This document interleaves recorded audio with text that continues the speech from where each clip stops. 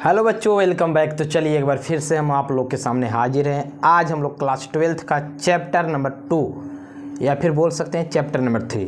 सबसे पहली नंबर बात, चैप्टर नंबर 2 को हम लोग बाद में देखेंगे। आज हम लोग चैप्टर नंबर 3 का एक्सरसाइज प्रश्नों को देखने वाले हैं। तो क्वेश्चन हम यहाँ पर राइट डाउन किए हुए हैं। इस एक्सरसाइज को 2 पार्ट में हम लोग वीडियो को क्लिप करेंगे। नंबर 1 वीडियो में कुछ क्वेश्चन करेंगे और सेकंड वीडियो में कुछ करेंगे, ताकि वीडियो आपके लिए भी छोटा हो सके और देखने में बोरिंग फील ना हो। इस वीडियो में हम लोग करने वाले क्या हैं कि कुछ क्वेश्चन दिए हुए हैं जो इंग्लिश मीडियम में लिखा हुआ है, इंग्लिश में लिखा हुआ है, उसको हम हिंदी में समझाते हुए बतलाएंगे। तो इसलिए हिंदी और इंग्लिश दोनों माध्यम के बच्चों के लिए आसान होने वाला है, कोई भी टफ होने वाला नहीं है। तो चलिए हम लोग समझते हैं कि क्या आज हम लोग पढ़ने वाले हैं। तो आज हम लोग एक्सरसाइज क्वेश्चन आंसर करने वाले हैं चैप्टर नंबर 3 का।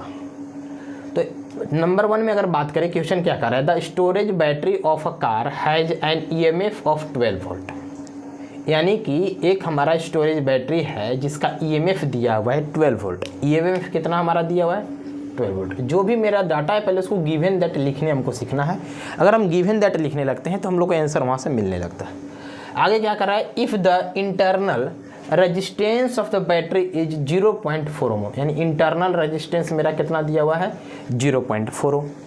What is the maximum current that can be draw from the battery. यानी कि उस बैटरी से मैक्सिमम करेंट कितना निकल सकता है।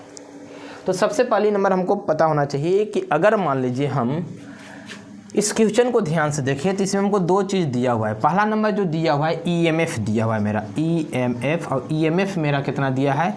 12 वोल्ट दिया हुआ है। और आगे हम जैसे बढ़ते हैं तो हमको दिखने को मिलता है कि इंटरनल रेजिस्टेंस, जिसको हम लोग स्मॉल आर से सूचित करते हैं, यानी आर बराबर दिया है 0.4 ओम। और कह रहा है कि मैक्सिमम करंट हमको निकालना है, यानी आई मैक्स निकालना है, यानी I max equal to what, ये हमको काम करना है। अब इसमें अगर हम ध्यान से देखें कि आई मैक्स निकालना है तो आई बराबर हम लोग फार्मूला पढ़े हैं, I equal to E upon में small R plus capital R. क्या हम लोग पढ़े हैं? आई मैक्स इक्वल टू जो हम लोग पढ़े हैं फार्मूला, वो पढ़े हैं ई बटे में आर प्लस में कैपिटल आर। यह मेरा फार्मूला है। अब यहाँ पर आपको क्या दिखाई दे रहा होगा कि सर ई का वैल्यू मेरे पास अवेलेबल है, स्मॉल आर का वैल्यू अवेलेबल है, लेकिन कैपिटल आर का वैल्यू हमारे पास नहीं है।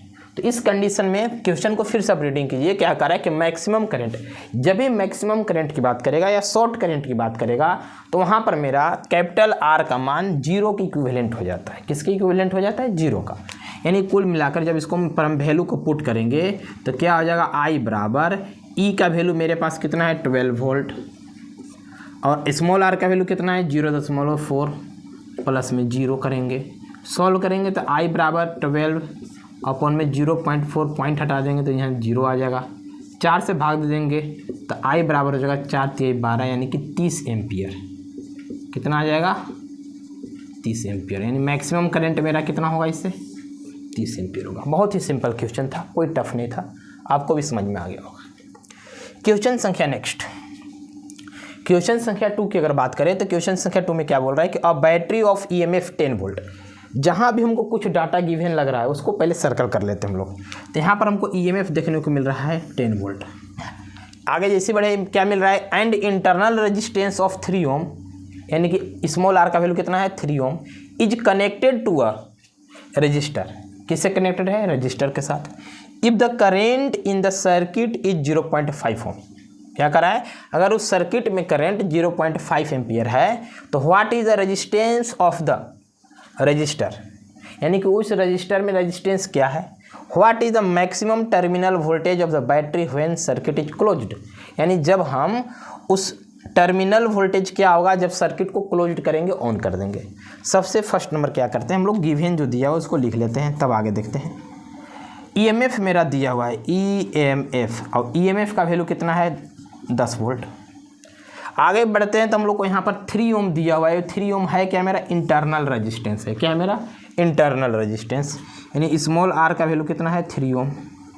और आगे बढ़ते हैं तो कह रहा है कि if the current in the circuit is 0.5 ohm, sorry 0.5 ampere, यानी उस सर्किट में जो करेंट है मेरा वो 0.5 एम्पियर है। तो कह रहा है कि what is the resistance of the register, यानी कि कैपिटल आर हमारा क्या होगा, ये हमको फाइंड आउट करना है। सेम फार्मूला वही मेरा रहेगा जो हम अभी हमको बतलाए थे। क्या? आई इक्वल टू ई अपन में आर प्लस आर, क्या आई इक्वल टू ई अपन में R plus R. Value put कर लेते हैं। आई का मान हमारे पास है 0.5, ई का वैल्यू कितना दिया है 10 वोल्ट, स्मॉल आर का वैल्यू कितना दिया है मेरा 3 ओम, प्लस में आर। इसको क्रॉस मल्टीप्लिकेशन कर लेते हैं, तिरछा तिरछी गुना कर लेते हैं। तो इसको जब इसके साथ मल्टीप्लाई करेंगे तो 0.5 इंटू में 3 प्लस आर हो जाएगा मेरा, इज इक्वल टू 10। और क्या लिख सकते हैं इसको, 3 प्लस आर को हम ब्रेक कर लेते हैं। जब उसको ब्रेक करेंगे तो मेरा 10 का ही 10 रह जाएगा, और ये वाला लेफ्ट साइड से राइट साइड में जाएगा तो 0.5 हो जाएगा। ये पॉइंट हटा देंगे तो एक जीरो और आ जाएगा यहाँ पर। इसको सॉल्व कर लेंगे तो 5 से 20 बार में कट जाएगा। तो यहाँ से आर को ब्रेक कर लेंगे तो 20, और उधर में जाकर माइनस में 3 हो जाएगा, तो आर बराबर हो जाएगा 17 ओम। हमको निकालना क्या था, आर निकालना था, आर निकल गया। और आगे क्या बोल रहा था, what is the terminal voltage, यानी कि हमको टर्मिनल वोल्टेज निकालना है। और टर्मिनल वोल्टेज का फार्मूला क्या आता है आप सभी को मालूम भी है। हम लोग पढ़े हैं क्या, V equal to I minus E R. क्या पढ़े हैं, V equal to I minus, क्या पढ़े हैं जब हम लोग, V equal to E minus I R. हम लोग गलती पढ़ रहे थे, क्या था, V equal to E minus I R. यानी कि टर्मिनल वोल्टेज कब हमको मिलेगा, जब EMF में से IR को माइनस कर देंगे। V का वैल्यू हमको मालूम करना है, E का वैल्यू हमारे पास ऑलरेडी पहले से 10 वोल्ट, तो लिखेंगे यहाँ पर 10 माइनस I का मान कितना आया है मेरा, I का मान ऑलरेडी दिया हुआ है 0.5 एम्पियर, और स्मॉल r का वैल्यू दिया है 3, तो इसको 3 से मल्टीप्लाई कर देंगे। तो V बराबर क्या हो जाएगा, 10 माइनस 5 ये 15 माने 1.5, और जब घटाएंगे यहाँ से तो 8.5 वोल्ट मेरा आंसर हो जाएगा। तो हम लोग 2 क्वेश्चन सॉल्व किए, बहुत ही ईजी था, आसान से सॉल्व किए। अब हम लोग नेक्स्ट क्वेश्चन को देखते हैं। तो चलिए अब हम लोग क्वेश्चन नंबर 3 देखते हैं। पहला नंबर करना क्या है, क्वेश्चन नंबर 3 को पढ़ना है अच्छा से, बहुत ही अच्छा क्वेश्चन है। इसमें हमको फाइंड क्या करना है, सब चीज़ समझने वाले हैं। करें at room temperature 27.0 degree Celsius दिया हुआ है, यानी कि इसको जो रूम टेम्परेचर दिया हुआ है उसको हम T1 मान लेते हैं। उसको हम क्या मान लिए, सॉल्यूशन करते समय लिखते चलते हम लोग। T1 इक्वल टू मेरा क्या वैल्यू दिया हुआ है, 27 डिग्री सेल्सियस। आगे क्या कर रहा है question, the resistance of a heating element is 100 ओम, यानी कि जब टेम्परेचर T1 था तो उस समय में उसका रेजिस्टेंस R1 का मान कितना हो गया, 100 ओम।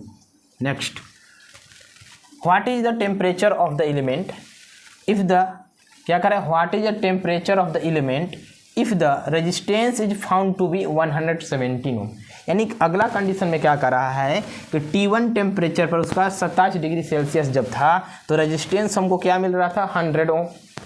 लेकिन T2 उसका टेम्परेचर हमको मालूम नहीं है, लेकिन इस टेम्परेचर पर हमको 117 ओम प्राप्त हो रहा है, यानी कि रेजिस्टेंस की मात्रा क्या है R2 का, 117 ओम।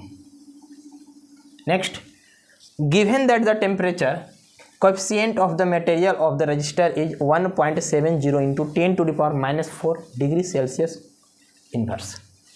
और टेम्परेचर कोएफिशिएंट की अगर हम बात करें तो उसको हम लोग इंडिकेट करते हैं, अब आपको भी मालूम होगा अल्फ़ा से। उसका वैल्यू मेरा दिया है 1.70 into 10⁻⁻4 degree Celsius coulomb inverse. तो हमको निकालना क्या है, T2। इसके लिए आपको एक फार्मूला मालूम होगा, और फार्मूला है क्या, टेम्परेचर कोएफिशिएंट बराबर, ये चीज़ आपको मालूम होना चाहिए। तो टेम्परेचर कोएफिशिएंट की अगर हम फार्मूला की बात करें तो अल्फ़ा इक्वल टू होता है R2 माइनस R1 अपॉन में R1 of T2 minus T1। यह इसका फार्मूला होता है टेम्परेचर कोएफिशिएंट का।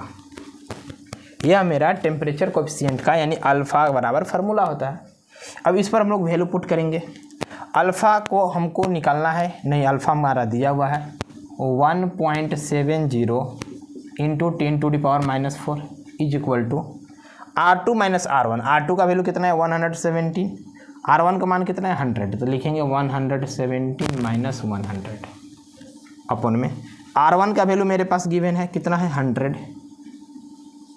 और T2 माइनस T1, T2 हमको फाइंड करना है और T1 का वैल्यू दिया हुआ है, तो T2 हमको निकालना ही है, और T1 का वैल्यू आपका दिया हुआ है कितना है 27 डिग्री सेल्सियस। सॉल्व करते हैं। अगर हम इसको सॉल्व करें तो ऐसा करते हैं कि इसको क्रॉस मल्टीप्लिकेशन कर लेते हैं बाई में 1 मान करके। तो क्या लिख सकते हैं 1.70 इंटू 10⁻⁻4 इंटू ये सभी मल्टीप्लाई में आ जाएगा 100 of T2 minus 27 is equal to 117 में से जब 100 माइनस करेंगे तो ओनली मेरा 17 बच जाएगा। इसको ब्रेक कर लेते हैं T2 माइनस 27 को। T2 माइनस 27 को हम रोक लिए, क्या किए, इस वाले ब्रैकेट वाले चीज़ को रोक लिए, बाकी सबको उधर भेजेंगे तो डिवाइड में हो जाएगा 17 अपन में 1.70 इंटू 10⁻⁻4 इंटू में 100, ये पॉइंट हटा देंगे तो ऊपर में 100 आ जाएगा मेरा, ये 100 से 100 कट जाएगा और 17 से काटेंगे तो 10 बार में कट जाएगा, 17 नहीं आके 170। क्या लिख सकते हैं T2 minus 27 is equal to 1/10 into 10⁻⁻4 बच गया। इसको सॉल्व जब हम करेंगे तो T2 माइनस 27 बराबर लिखेंगे क्या, 4 में से 1 घट जाएगा तो 1/10⁻³ बचेगा। अब इसको जब ऊपर में ले जाएंगे तो जो माइनस में वो प्लस में बदल जाता है, आपको मालूम होना चाहिए। T2 माइनस 27 बराबर -3 जो है ऊपर में जाएगा वो +3 में बदल जाएगा। हमको निकालना था T2 को रोक लेंगे। 10⁻³ का मतलब होता है 1000 प्लस ये ऊपर माइनस में जाकर के उधर प्लस में हो जाएगा। आंसर हमको यहाँ से मिल जाएगा 1027 degree Celsius coulomb inverse, coulomb inverse Celsius inverse. तो इस प्रकार से मेरा क्वेश्चन नंबर 3 कंप्लीट हो गया। बहुत ही सिंपल कैलकुलेशन था, आपको भी समझ में आ गया होगा, कोई दिक्कत नहीं होना चाहिए। चलिए आगे चलते हैं हम लोग।